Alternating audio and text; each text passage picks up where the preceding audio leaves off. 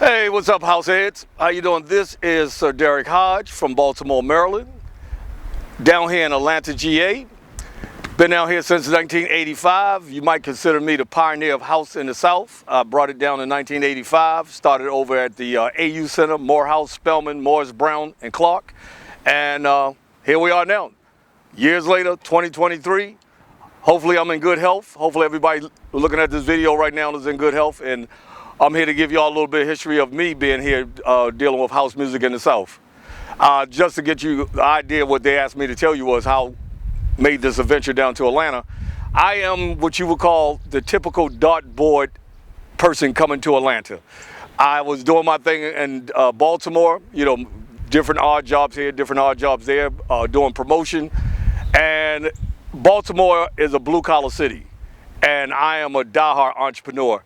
And I knew that my brain just couldn't be in Baltimore the way that I like to expand things and how I'm the person that don't like redundancy. I had to get up out of Baltimore. Baltimore is an awesome city, especially when it comes to house music, because they got the best DJs in the land when it comes to Baltimore and the way that we play house. But during that time, it was very who knows who and all that. And me, I'm a person that just loved doing my own type of adventures and create my own type of house events like I do here in Atlanta. Speaking of the one that I'm doing now is called House on the Lake, and I wanted to bring something new to Atlanta, and that was something that just wasn't heard of in Atlanta at that time during 1985. And I came on down. Like I said, I'm the original dartboard. I saw LA, I saw New York. Atlanta at that time was called a place called Atlanta. Wasn't called Hot Atlanta, wasn't called the ATL. It was just this place called Atlanta. I knew some folks that went to school down here, and I said, well, let me give it a try. Packed up my bags, got on Greyhound, rainy night to Georgia, came and did my thing, scouted the land, see what was going on. I didn't hear no house.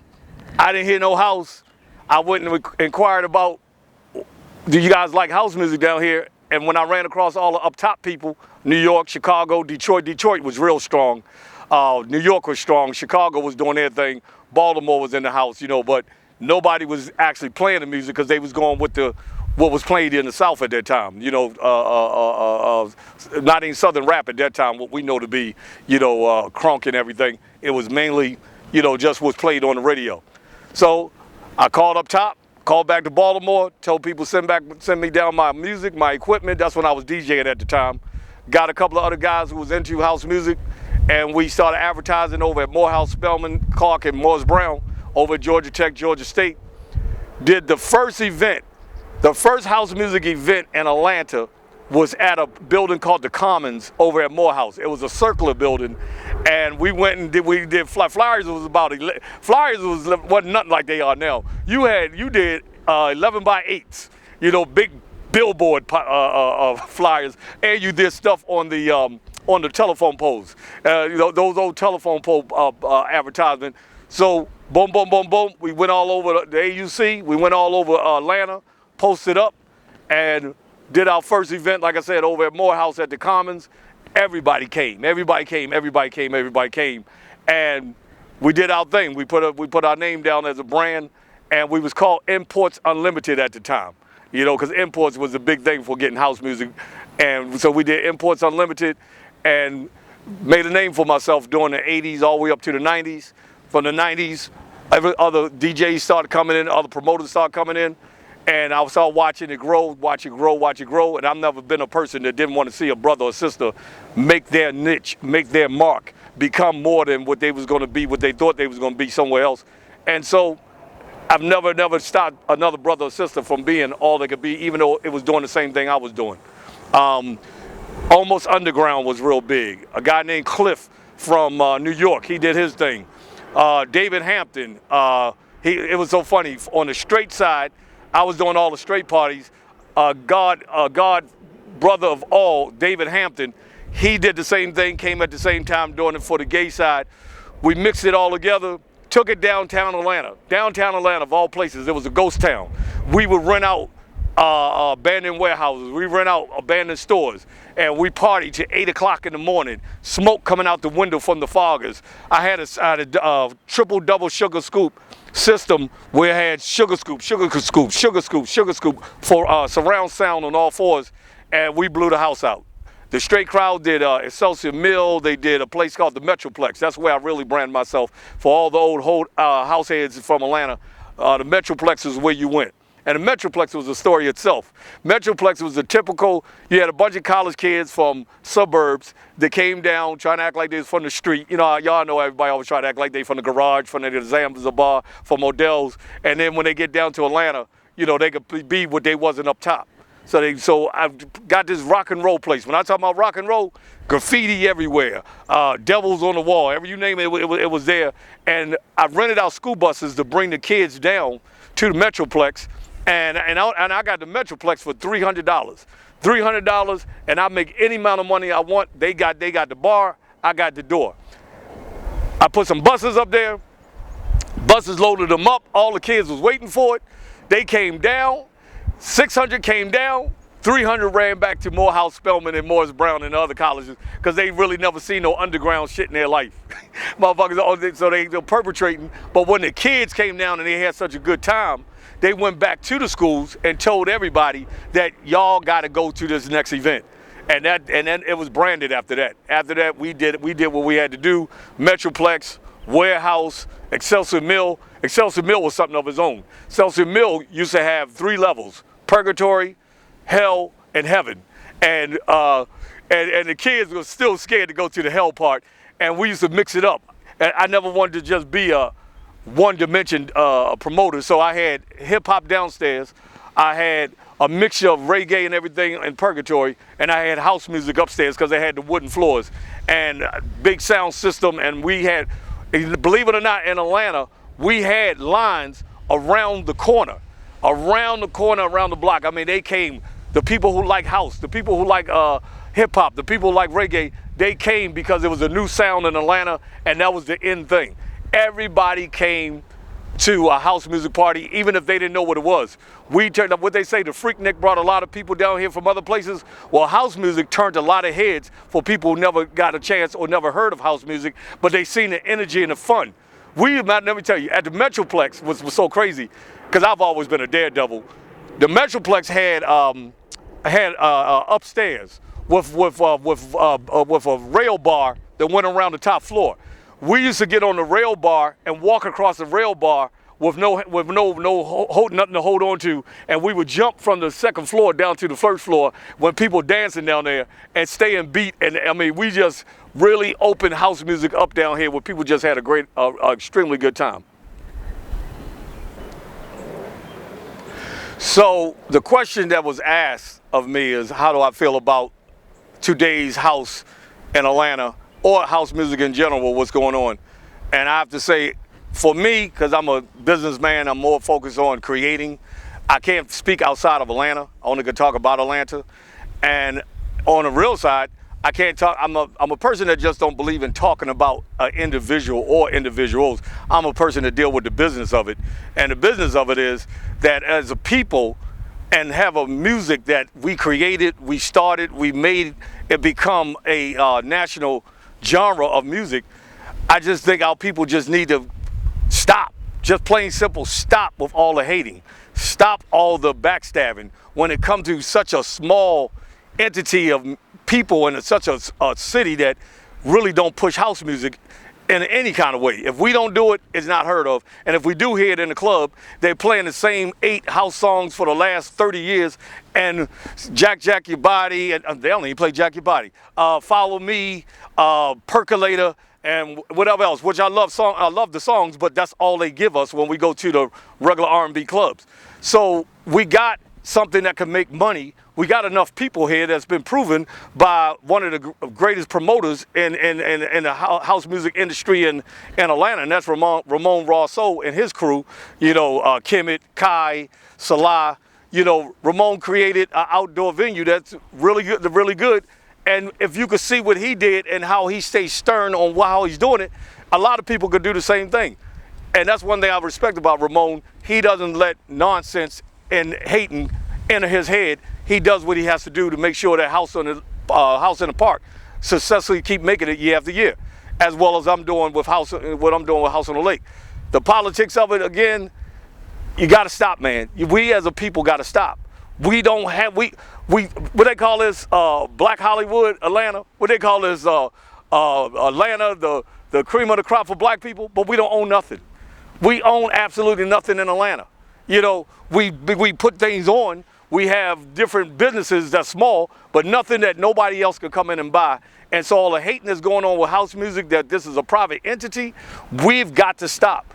You cannot just keep on just saying if a person didn't do this and you living off the past. And that's my thing also, if I have to really go there, you got to get out the past. You got to leave the past alone. We're in 2023. You can't keep living off of the garage. You can't keep living off the Zanzibar. You can't keep living off of Ordell's and on and on. We are past our 40s. Most of us who are going to be watching this video, we got to understand that evolution got to take place.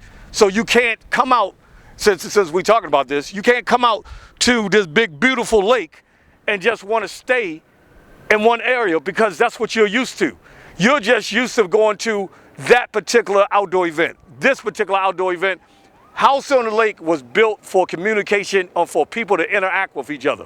We have 4 stages at House on the Lake. We play different genres of music on 2 of our stages. We play a different genre of house on one and a different genre of house on the other. The people who come out, you're supposed to come out and take your beautiful bodies and move around the lake. Get your exercise on, get your mind on, talk to other folks, get to learn each other. Stop staying in the same cliques all the time.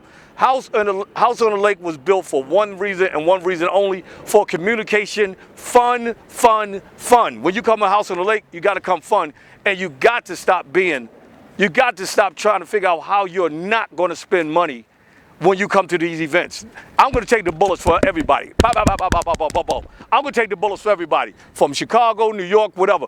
All outdoor events, any kind of house music event. We are too old to be stupid trying to figure out how we're going to sneak in the party. We're too damn old to try to figure out how we're going to give the front door so much lip off of thing. You read the flyer. You know what the advertisement was. When you got in your car and drove out to the event, you knew as a grown-ass person, you ain't teenager no more. As a grown-ass person, you knew what you was coming to, and those people, what they put out there.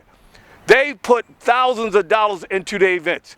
I'm going to tell you right now, these festivals cost. They're not pop-up parties where if it's a loss, and you just do the next one. When you go to these big outdoor events, you're talking easily $50,000, $100,000, close to $200,000, all depending on the party. I don't want to claim anybody's name on their event. I'm just telling you festivals. And like I said, I'll take the bullets for everybody. If you decide not to come to House on the Lake again, I understand, because your little feelings got hurt because you're one of these people who want to try to sneak in. You don't want to pay your money on time. You want to come with all of, I don't do that. I put everything into these events. I work 12 hours a day to make sure that the money's always there for my events and you have a good time. So the politics is basically the customer. The customer's got to evolve into the new world order. DJs got to move forward. You can't live in the past. Dancers, you got to move in the forward. We're getting older. Stop acting like you're going to be doing backflips and twists and turns. Enjoy the event. Enjoy that somebody said, I'm going to take my money out of my pocket that I could have spent on anything else, and I decided to give people who've been asking for this particular type of event something to do. That's just me, man. If other promoters and DJs feel a different way, I'm not speaking for them. Like I said, I'll take the bullets for whatever it's going to take, but you got to stop doing this cheap stuff. This being cheaper than cheap and trying to figure out how you're going to get over on these events. Man, brothers and sisters are putting time into this stuff. It's not as cheap as you think it is. Your $30 don't add up to that $70,000, that $80,000, that $150,000. It don't add up. We take a loss. If it rains, if something happened, the police shut it down, we take the loss. You took your $30, which we appreciate, but we don't want to have to fight you for the $30 when you're asking us for this kind of stuff. Ask yourself a question. What's going to happen when promoters just say no? Because there's a lot of promoters that walked away. There's a lot of DJs that walked away. What are you going to do when we say, okay, it's obvious they don't appreciate what we're doing? You got to give. You got to give back. You got to give back. Give back to that DJ. Give back to that promoter. Give back to that event. Give back to this documentary that's being done right now. Just give back. We love y'all, but y'all got to support us. Support is everything in the black community. And you know, I would not be comfortable with myself with this interview if I didn't mention the #1 guy who kept house music alive in Atlanta through all the ups and downs of people saying no, say yes, and that's my man Jazz at Earwax. The God of all gods when it came to a name that people knew, and that was Second Saturday. You knew you could go to Earwax, and Earwax was going to tell you what was going on, all the DJs, all the things that was taking place, all the big festivals, small festivals. Earwax is the ultimate landmark of everything in Atlanta, especially house music. And the brother was so given, Jazz was so given to everybody. If you needed it, he didn't do the, well, you got to pay me to put an advertisement up in my window. He just let you put the advertisement up. And he did it, and he did it, and he did it. And two, you know, he just said, you know what, let me pass the torch on to another person. And I'm a person believer, like I said, I started in 85. I started in 85 here in Atlanta. Like I said, with my man David Hampton, and if I didn't mention your name, it's not that. We only have but so much room in this particular documentary. But I'm a person who believes that if you put up or shut up, I chilled out for maybe like 20 years, let Atlanta grow the way they was gonna grow in house music. I seen a niche out here, this big, beautiful lake that you're looking at. I figured out people would wanna come out, massage their mind, massage their body and their soul, and get a chance to really get some music and get some walking and exercise on. And so I put my money out. I worked my ass off to make sure that everybody got paid. I made sure everybody was going to be a part of something larger than life if they wanted something new and different. Like I said, I'm a person that don't believe in being redundant. I don't believe in anything doing the same. So House on the Lake is here for you. I'm Sir Derek Hodge, pioneer of house music in the South since 1985, and everybody else that's grown here in Atlanta, congratulations. But everybody else, please support house music in Atlanta. You got to support them. Please support them, everybody.